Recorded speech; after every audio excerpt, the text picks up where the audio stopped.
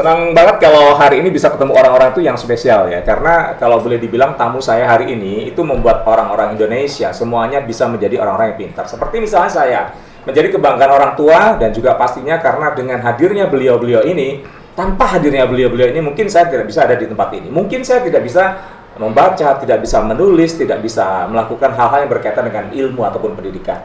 Nah, di podcast Sanmar kali ini saya kedatangan orang-orang yang luar biasa yang mempunyai ilmu yang tentunya juga ini bisa diterapkan ke anak-anak didiknya. Tanpa beliau pokoknya tanpa beliau nggak ada anak-anak yang pintar di Indonesia, khususnya dari teman-teman yang ada di SD Katolik Santa Maria. Selamat datang di podcast kali ini. Saya kedatangan dua orang tamu spesial. Ada Ibu Christina dan juga ada Ibu Susi. Saya harus lihat namanya dulu karena masih baru ketemu pertama kali ya. Jadi baru ngobrol. Jadi mudah-mudahan ini akan bisa menjadi satu inspirasi buat teman-teman lain dan juga buat guru-guru. Apalagi ini kita ngomongin tentang Hari Guru juga.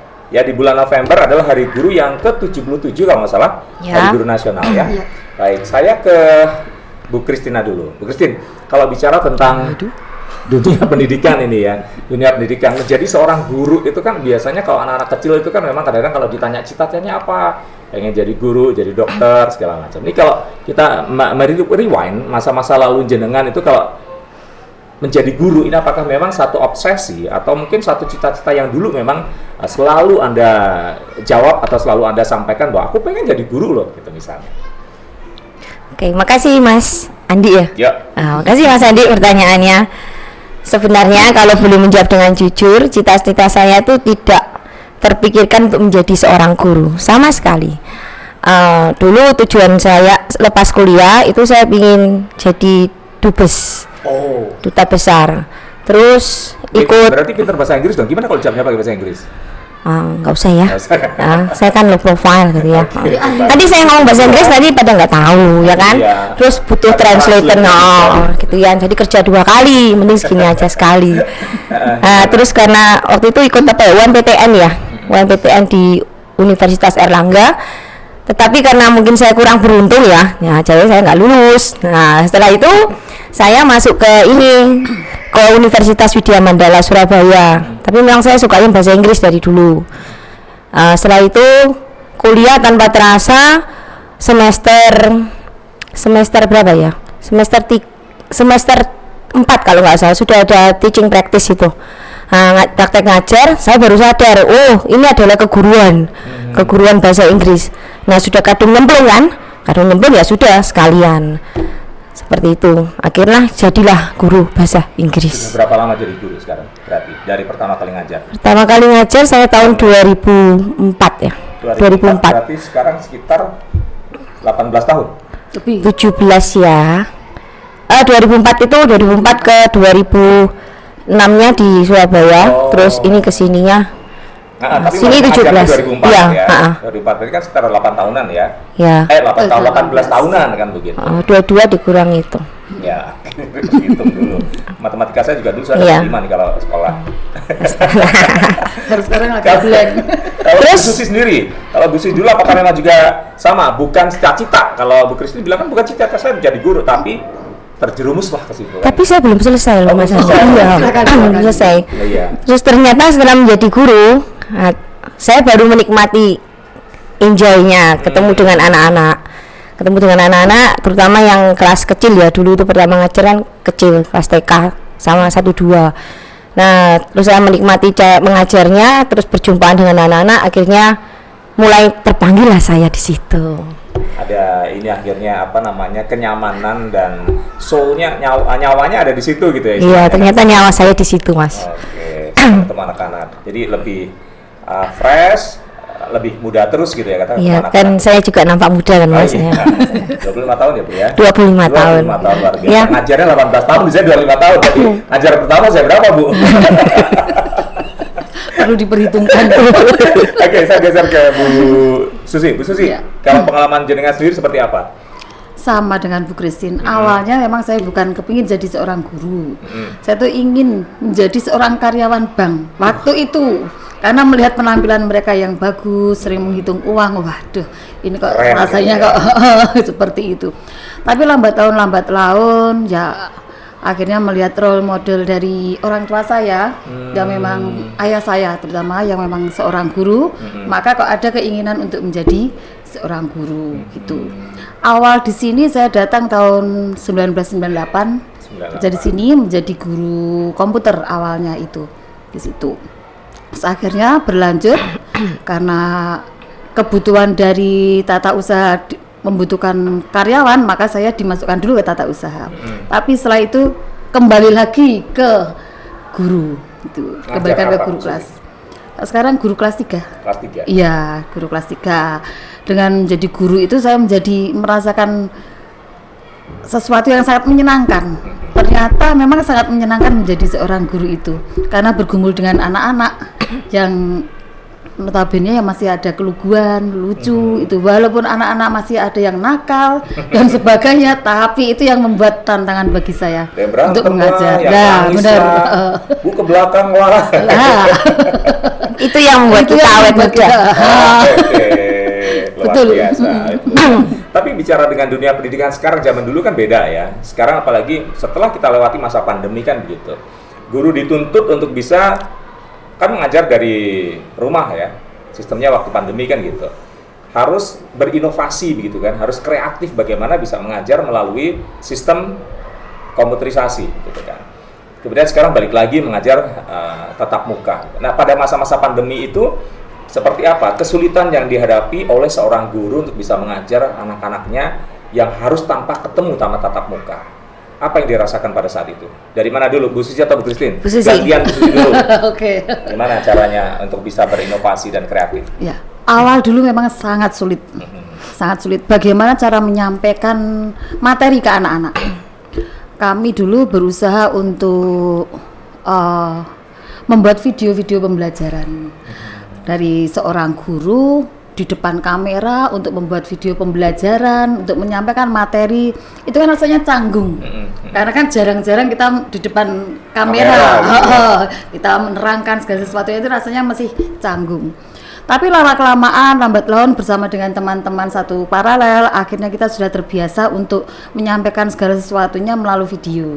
Itu yang pertama waktu lalu. Terus setelah itu kita juga mengikuti, pertama dulu sebelum kita ya sudah mengenal Zoom, tapi masih meraba-raba kan dulu, kami akhirnya video call bersama dengan anak-anak dengan waktu yang sudah ditentukan.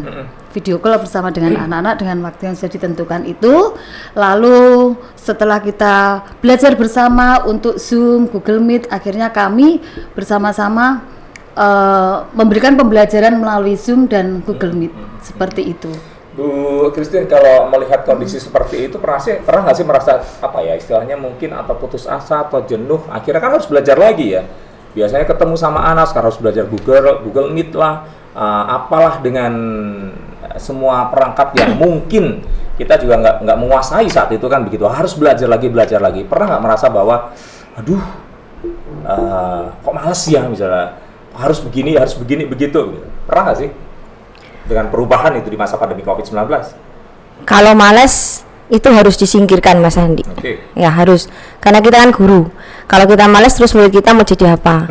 Ya kan? Terus pertanyaan saya, pernah nggak gitu loh? Sebagai manusia yang normal pernah, tapi harus sadar diri.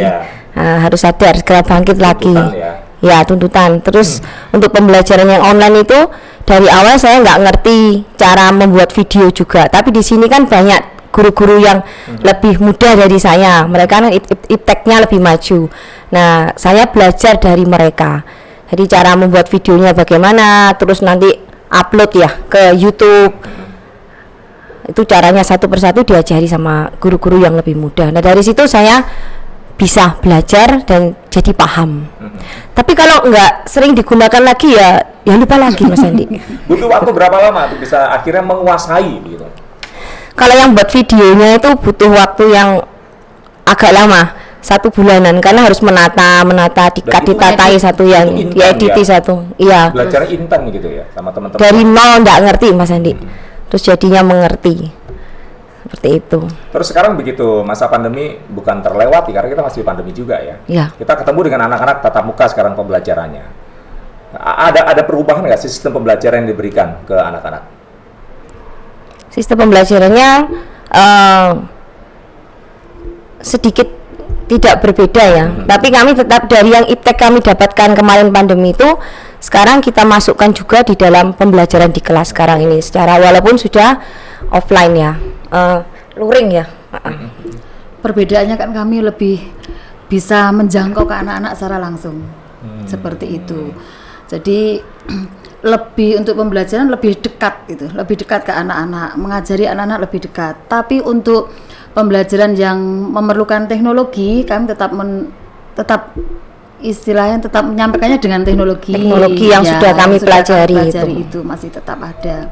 Tapi menurut jenengan sendiri, kalau teman-teman yang mungkin yang ini kan juga bukan hanya anak-anak yang nonton, tapi kan orang tua juga sebagai inspirasi mereka nanti kalau misalnya punya anak harus masukin ke sekolah mana sih gitu kan. Apalagi yang namanya SD ini kan benar-benar basic ya, yang membuat karakter anak ini jadi tumbuh dan berkembang kan begitu. Apa sih kalau boleh dibilang keunggulan dari SD Katolik Santa Maria yang bisa diberikan ke para orang tua sehingga nanti orang tua itu akan berpikir oke, berarti anak saya harus masuk ke Santa Maria. Apa kira-kira?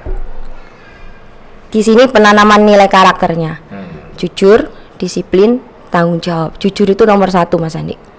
Kalau dengan kejujuran kita pegang untuk segala macam cara apapun yang akan kita gapai, pasti Tuhan akan membukakan jalan. Mungkin saya bisa menambahkan selain dari nilai-nilai tentang jujur, disiplin dan tanggung jawab itu tadi, kita juga mengembangkan iptek. Anak-anak untuk belajar cerdas, pintar dalam hal iptek juga. Selain itu penanaman karakter yang sudah diberikan, yang sudah diwariskan oleh pelindung sekolah kami atau pendiri sekolah kami, yaitu penanaman tentang nilai-nilai Vincenzian. Nilai-nilai Vincenzian itu ya contohnya seperti cinta kasih, mati raga, kesederhanaan seperti itu, terus ya mati raga, penyelamatan jiwa-jiwa dan kerendahan hati itu sudah kami tanamkan ke anak-anak sejak awal. Jadi penanaman itu tidak hanya sekedar memberikan materi penanaman seperti itu, tapi kebiasaan-kebiasaan yang sudah kami lakukan itu. Ya mulai dari pertama anak masuk, kami selalu menyapa, anak juga menyapa. Dan sekarang kalau lagi pandemi, mereka dari awal itu sudah diberi wawasan tentang bagaimana masuknya itu harus cuci tangan. Lah mereka walaupun tidak disuruh pun mereka juga sudah jalan sendiri. Kesadaran yang sudah dilakukan ya. Pembiasaan yang baik itulah yang kita tanamkan ke anak-anak. Menyapa guru setiap kali ketemu guru dengan baik, dengan sopan. Itu juga pembiasaan yang sudah kami tanamkan. Selain itu juga kejujuran. Yang kejujuran anak-anak kan kalau ulangan memang dilarang sekali untuk mencontek atau melirik punya temannya atau ya, seperti itu. Nah itu yang harus kita tanamkan. Juga kedisiplinan itu kan contohnya banyak sekali ya Mas ya. Dari ketertiban itu kan masuk dalam kedisiplinan anak itu. Dari situ anak-anak untuk masuk sekolah saja, kalau memang dia terlambat pasti dia akan merasakan bagaimana kekhawatirannya mereka, walaupun kami tidak menghukum atau bagaimana, tapi mereka sudah tahu kalau mereka terlambat pasti merasa bersalah itu. Selain itu kami juga menanamkan rasa kepedulian terhadap orang-orang yang membutuhkan. Jadi seperti saat ini kan ada bencana alam di Cianjur itu. Kami mengajak anak-anak, keterlibatan orang tua untuk peduli terhadap mereka yang sangat membutuhkan. Itu. Sekarang juga Natal, kami juga mengajak anak-anak untuk beraksi dalam kegiatan sosial. Contohnya aksi Natal itu. Aksi Natal itu mereka mengumpulkan berupa sembako, nanti dibagi-bagi dari kelas berapa mengumpulkan apa, kelas berapa mengumpulkan apa, kita kumpulkan, lalu kita bagi kepada orang-orang yang membutuhkan atau teman-teman di sekitar sini yang masih membutuhkan. Itu. Bu, pengalaman kalau tadi Bu Christine kan dari tahun 2006 masuk sini ya? Iya. 2006. Kalau Bu Susi? 1998. Justru lebih lama ya? Iya. 98 sampai sekarang ya sekian tahun lah kira-kira ya. Iya, 24 tahunan. 24. Bu, selama 24 selama 24 tahun mengajar di SD Katolik Santa Maria. Tentunya banyak dong pengalaman-pengalaman yang dirasakan begitu ya. Bukan hanya melihat anak-anak yang mungkin masa anak-anak yang memang masa nakal-nakalnya misalnya begitu. Ada nggak sih pengalaman-pengalaman yang mungkin dirasakan, atau mungkin ada anak-anak didik dulu yang sekarang sudah menjadi orang-orang yang luar biasa begitu, yang mungkin masih peduli, masih tahu, masih ada connect dengan jenengan, atau pengalaman yang merasa bahwa oh jadi guru itu bangganya itu di sini loh gitu misalnya. Ada nggak kira-kira seperti apa? Iya. Saat ada ya orang tua dulu kan sekolahnya di sini. Okay. Orang tua murid sekolahnya di sini. Dia bercerita kalau dia mau mengadakan seperti aksi sosial atau apa-apa, atau ya tentang kegiatan sosial seperti itu. Dia cerita kalau ini hasil didikan dari Santa Maria. Nah, itu kan membuat kami bangga. Oh, ternyata didikan Santa Maria untuk peduli terhadap orang yang membutuhkan itu masih dirasakan. Dan itu masih tertanam. Iya, masih tertanam saat mereka pun sudah dewasa. Dan itu pun juga tidak merasa bahwa dirinya itu dari dirinya, tetapi dia tuh merasa bahwa itu merupakan didikan dari SD Santa Maria. Prosesnya. Nah, prosesnya. Dari awalnya itu. Itu kan kalau Bu Susi, kalau Bu Christine seperti apa? Pengalaman saya di sini. Begini Mas. Tanpa sengaja atau tidak tahu ya, seperti saya sepulang misa dari Posarang itu ketemu oleh seorang siswa, dulu siswa sini waktu SD. Tapi saya tidak tahu karena dia sudah berubah ya. Sudah berkeluarga. Saya tidak kenal, ternyata dia datang menghampiri saya. Nah, saya kaget, loh kamu siapa? Terus akhirnya memperkenalkan dirinya. Oh, saya baru ingat. Lalu saya ya punya perasaan yang batin. Ternyata dia masih ingat saya ya. Padahal itu sudah beberapa tahun yang lalu. Padahal kita sendiri mungkin sudah lupa ya. Ya, saya sudah lupa. Saya lupa namanya siapa, wajahnya juga berubah, kan postur tubuhnya juga sudah berubah semua. Terus juga ini aktif ikut kegiatan di luar. Terus ternyata di kegiatan itu juga ngumpul sama dulu mantan siswa-siswa sini yang alumni. Jadi yang dulunya siswa dan guru sekarang jadi teman. Ada rasa bangganya di situ. Tapi begitu dia memperkenalkan diri ke jenengan, saya ini dulu di sini, itu ada memori yang bisa mengingat gak kira-kira Bu waktu itu? Atau wis sembuh sama polali kira-kira ya guys, karena dia mengenali kita akhirnya oh iya saja. Yang saya ingat, kamu dulu ya? Pemain drum band ya, drum band itu ya. Oh iya benar Bu ya, baru ingat. Tapi lupa namanya. Tapi kan akhirnya mereka mengenalkan lagi kan. Iya. Nama saya ini dulu di kelas berapa, misalkan ya gitu. Iya benar. Nah, kalau kita bicara tentang pendidikan di SD Katolik Santa Maria sendiri, kan pengalaman jenengan juga udah lama, sekian tahun, apalagi Bu Susi juga sama gitu. Ada nggak sih misalnya mungkin masukan-masukan atau ya kita secara fair gitu ya, mungkin apa sih yang harus diperbaiki supaya nanti kedepannya SD Katolik Santa Maria ini bisa menjadi, kalau sekarang saya merasa bahwa ini memang jadi salah satu sekolah swasta yang masih unggul dan banyak yang diminati kan begitu, biar lebih ini lagi lebih booming lagi, biar lebih banyak lagi orang yang tahu gitu apa sih kira-kira yang mesti harus dilakukan oleh SD Katolik Santa Maria, baik mungkin dari segi gurunya atau mungkin dari yayasannya, saya nggak tahu apa kira-kira masukan. Kalau masukan pasti ya, itu. Kalau menurut saya masukan-masukan ini memang sangat membangun kami. Nah, untuk guru pasti harus ada pengembangan. Pengembangan baik itu mulai dari ilmu yang baru itu pasti harus selalu dicas gitu ya. Kita sebagai seorang guru itu harus selalu mengikuti ilmu-ilmu yang sekarang ini lagi yang harus kita lakukan seperti itu. Itu pasti. Terus untuk sarana prasarana, jelas kalau sekolah sudah menyediakan segala prasarana yang sangat memadai bagi kami. Ya mungkin ada perbaikan, ya itu yang pasti harus selalu segera diperbaiki. Mungkin karena ada kerusakan, itu harus diperbaiki. Secara fisik ya. Terus untuk kami yaitu tadi harus ada pengembangan dari diri kami sendiri, baik dari diri kami yang mau mengembangkan secara pribadi, artinya kami mau belajar sendiri, maupun dari instansi, artinya dari sekolah dapat memberikan pembinaan yang untuk pengembangan kami itu paling tidak harus masukan itu. Kalau menurut saya belajar itu sepanjang hayat. Selama kita masih hidup ya kita harus mau belajar. Walaupun pasti akan terbentur di usia kalau yang masih usia muda untuk belajar, apalagi belajar IPTEK itu kan cepat. Sedangkan yang usia yang sudah bisa dikatakan sepuh untuk mau belajar IPTEK itu kan ya semua dari agak lama dan semua dari kemauan sendiri. Walaupun prosesnya memang agak lama.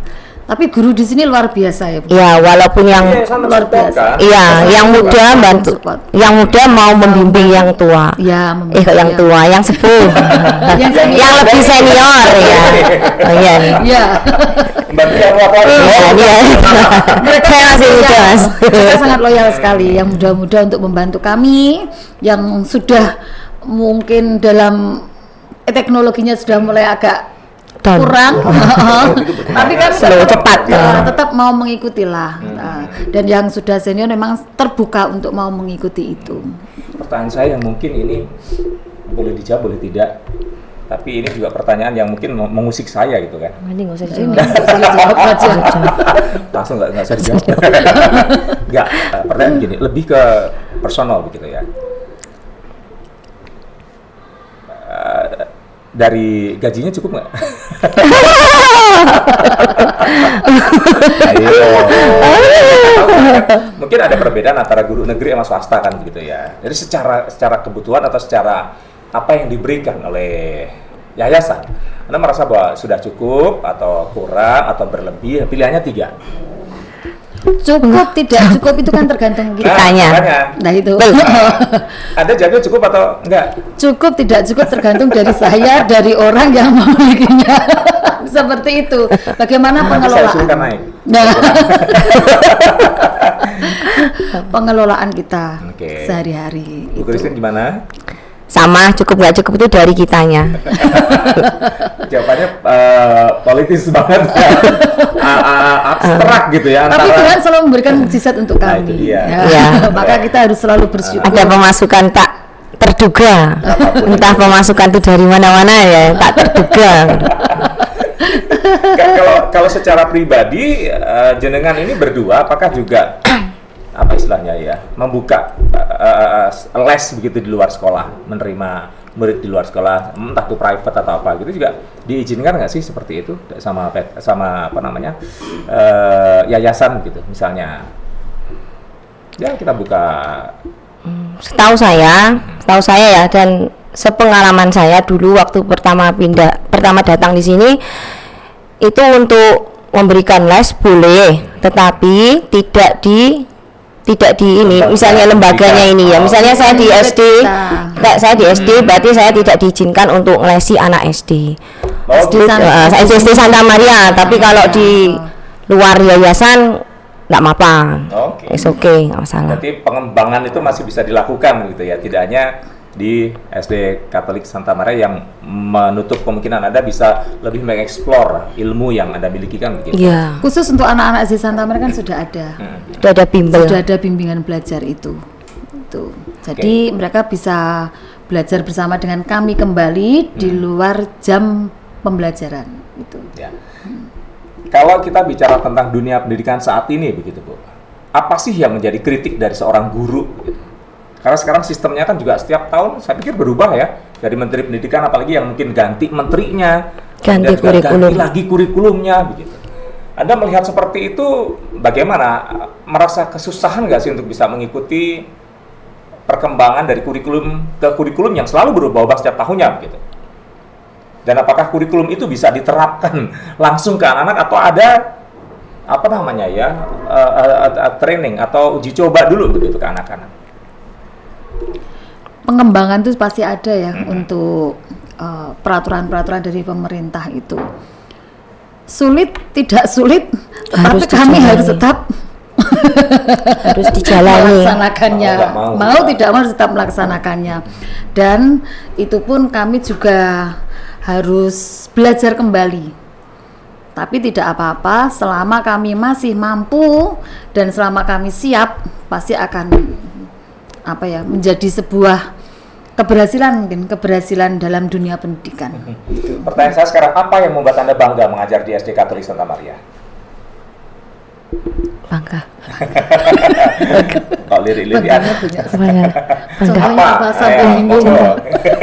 Contoh bangga. Apa dulu Bu Kristi atau Bu Susi? Bu Susi aja. Susi. Soalnya kalau nggak bangga nggak mungkin bertahan sampai sekian tahun kan gitu. Iya kan? Apa? Dari Bu Susi dulu, yang paling senior ya? Ya. Ya. Senior dalam arti kata paling lama mengajar. Betul. Kalau dari usia saya nggak tahu yang mana yang muda. Saya lebih muda banyak, Mas. Gimana Bu Susi? Apa yang membuat Anda bangga mengajar di sini? Bangga itu saya bisa mengajar di SD Santa Maria yang notabene-nya ternyata SD Santa Maria itu merupakan sekolah favorit di Kota Kediri. Itu membuat suatu kebanggaan bagi Prestasi saya. anak-anaknya. Ya, terus prestasi anak-anak yang sangat membanggakan. Banyak sekali anak-anak yang berprestasi dari sini. Ya, mulai dari ilmu pengetahuan maupun prestasi-prestasi keterampilan-keterampilan yang mereka miliki itu. Banyak sekali, mulai dari tingkat kecamatan, kota, bahkan sampai tingkat internasional mestinya. Ya, itu ada. Nah, itu yang membuat saya bangga. Itu berada dan menjadi seorang guru di SD Santa Maria ini. Walaupun mungkin tidak ikut membimbing ya ke bidang itu ya, tapi karena dia membawa nama baik SD Katolik Santa Maria, akhirnya ikut bangga. Itu murid saya. Gitu. Ya, output yang sudah output yang anak-anak yang sudah keluar dari sini pun juga membanggakan dari saya sendiri ya, maksud saya sangat bangga sekali. Karena mereka itu kalau sudah sekolah di tempat lain, maksudnya tempat lain, kejenjang yang lebih tinggi, ternyata banyak cerita-cerita yang sangat membuat kami itu bangga. Itulah. Mau diceritakan bagaimana ya? Kejujurannya itu, kejujurannya sangat luar biasa. Terus kedisiplinannya sehingga sekolah-sekolah lain itu yang dari kejenjang yang lebih tinggi itu ya merasakan bahwa ternyata anak-anak yang didikan dari Santa Maria atau mungkin dari sekolah lain tanpa saya tanpa saya itu ternyata memang dosennya sangat dari berbeda. Sisi karakteristiknya, dari sisi khususnya, karakteristiknya ya. juga, akademisnya juga ternyata. Itu yang diterapkan. Bu, walaupun Anda lebih muda, tetapi Anda juga pasti bangga dong. Iya. Iya dong. Apa yang membuat Anda bangga di sini? Yang saya bangganya adalah ada kedinginan di sini. Iya, memang saya kedinginan sekali, Mas. Saya bangga bahwa saya masih diizinkan untuk mengajar di sekolah di bawah nama Santa Maria. Santa Maria. Karena sebagai umat Katolik ya, Mas ya. Saya pernah janji, izinkan aku untuk berkarya di bawah namamu. Ini saya bangga, itu secara pribadi saya bangganya. Terus yang kedua, ini juga tahun ini saya juga sangat bangga. Salah satu dari murid saya mengikuti golf competition internasional itu. Walaupun anaknya kecil tapi bisa go internasional. Mantan murid atau masih di kelas ini? Itu. Saya sangat bangga. Tinggi sticknya sama anaknya tinggian mana nih? 50-50 ya, yang kelas 5D. Kelas 5? Iya. Laki atau perempuan?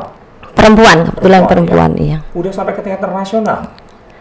Internasional junior. Iya. Kan sesuai dengan ininya ya, usianya. Ini nampaknya untuk persiapan PON 2004 anak ini.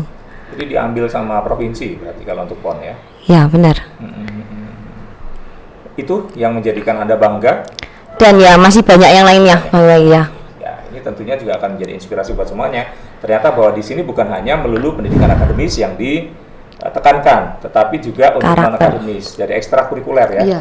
Olahraga. Kemarin juga saya sempat ngobrol sama beberapa anak-anak yang sampai ke tingkat nasional, dari wushu ya kan, kemudian dari renang, ada banyak yang menjadi kebanggaan dari SD Katolik Santa Maria. Bu Christine maupun Bu Susi, yang mungkin akan menjadikan orang berpikir begitu ya, kenapa harus menyekolahkan anaknya ke Santa Maria?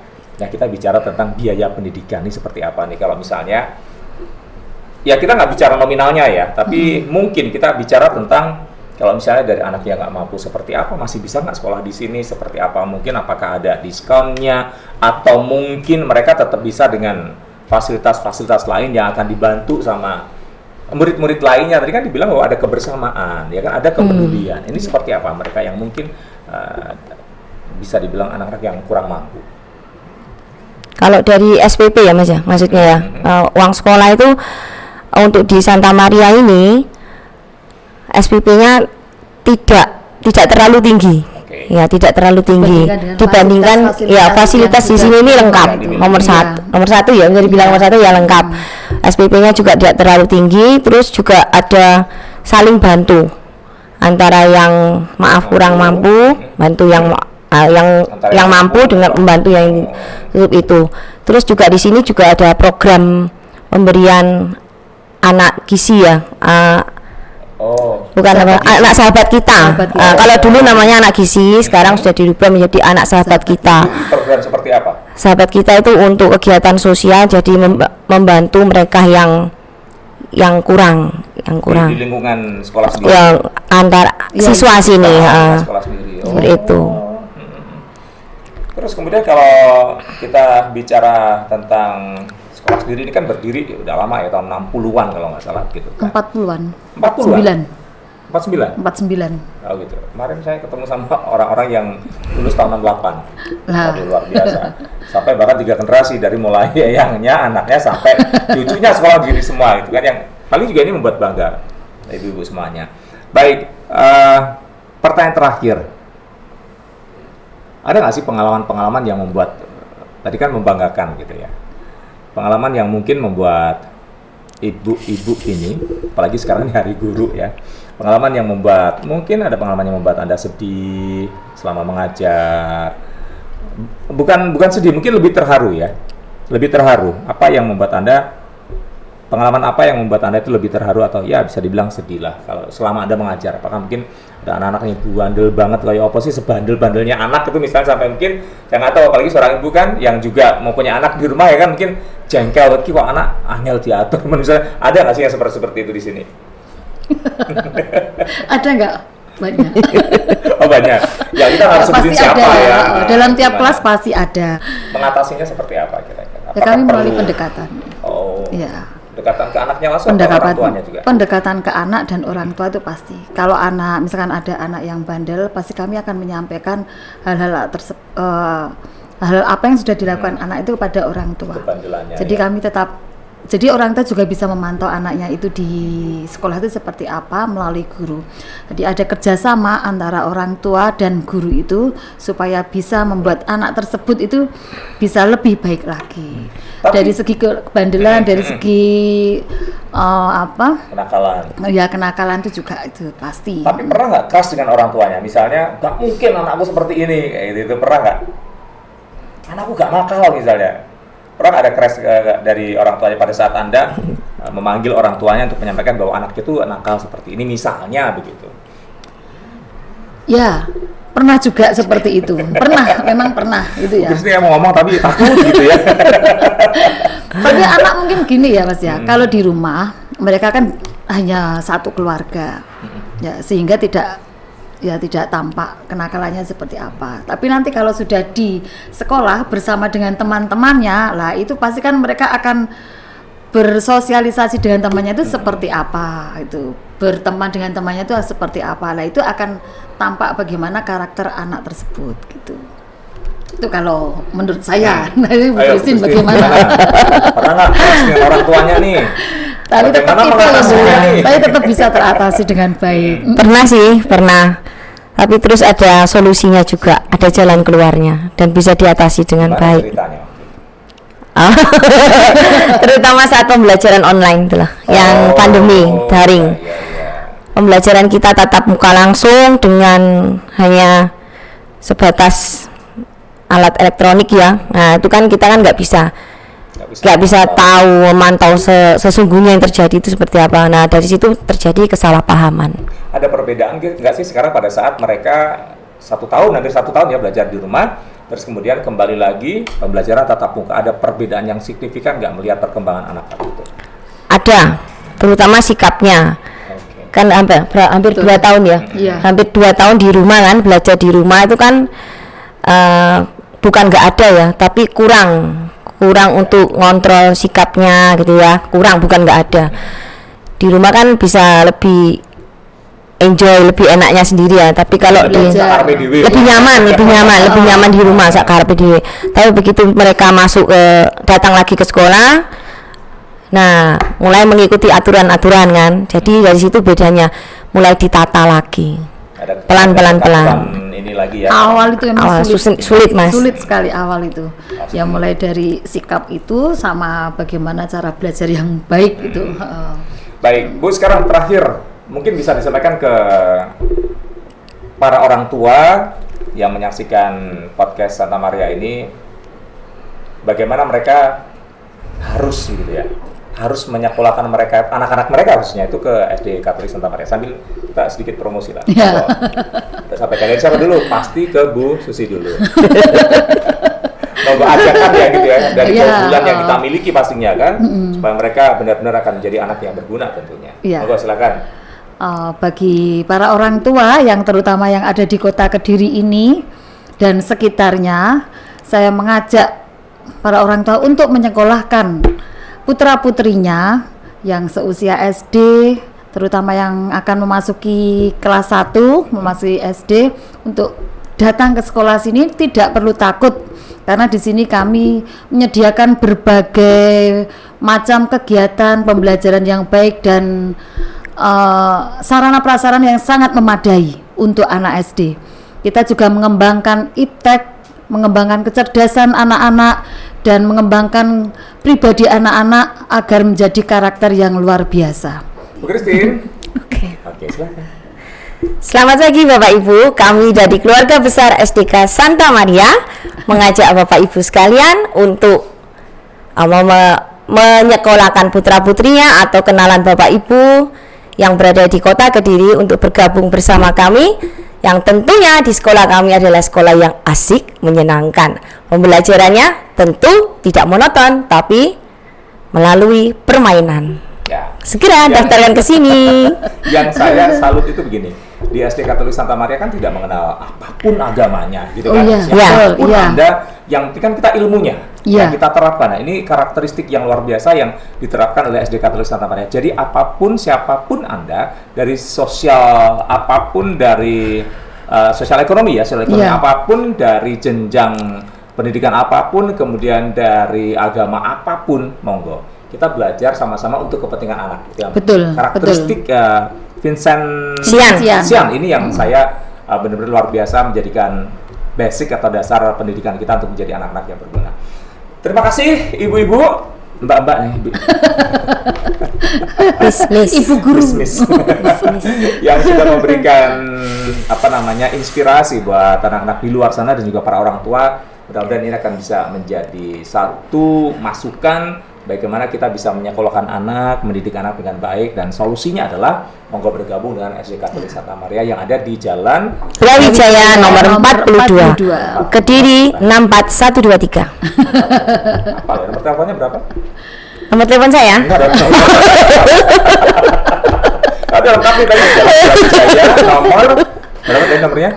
42. Kode WhatsApp sudah tadi 4123. Nomor teleponnya berapa? 0354 681 936.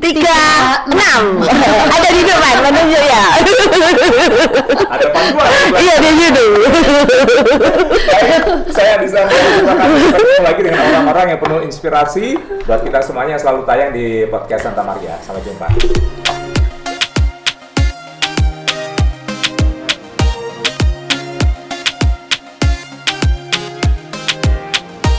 SD Katolik Santa Maria I, Kota Kediri telah membuka pendaftaran peserta didik baru tahun pelajaran 2023-2024. Mari bergabung bersama kami. Kita wujudkan generasi yang jujur, disiplin, dan bertanggung jawab.